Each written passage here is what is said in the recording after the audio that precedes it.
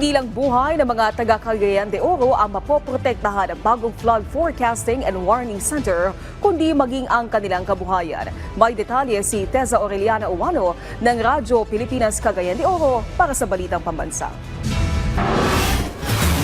Isa ang Cagayan de Oro City sa pinakahinagupit ng bagyong Sandong noong 2011, kung saan nalubog ang pinaghalong putik at baha mula sa kamundukan ang lungsod. Umabot sa mahigit 1,000 katao ang nasawi habang libo-libong individual ang naapektuhan ng bagyo. Ang magaganitong trahedya maiiwasan na sa pamamagitan ng bagong tayo na Cagayan de Oro River Basin Flood Forecasting and Warning Center sa Misamis Oriental.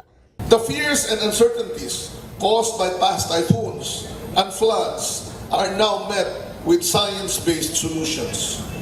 This early warning system, equipped with state-of-the-art technology, will prepare our communities for the risks posed by flooding and other hydrometeorological hazards.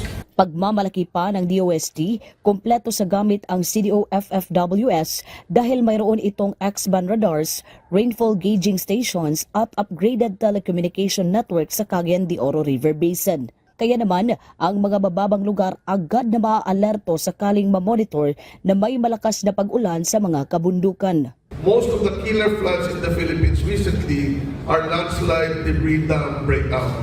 Yung flood na naharang ng landslide yung tubig sa Katungulwak.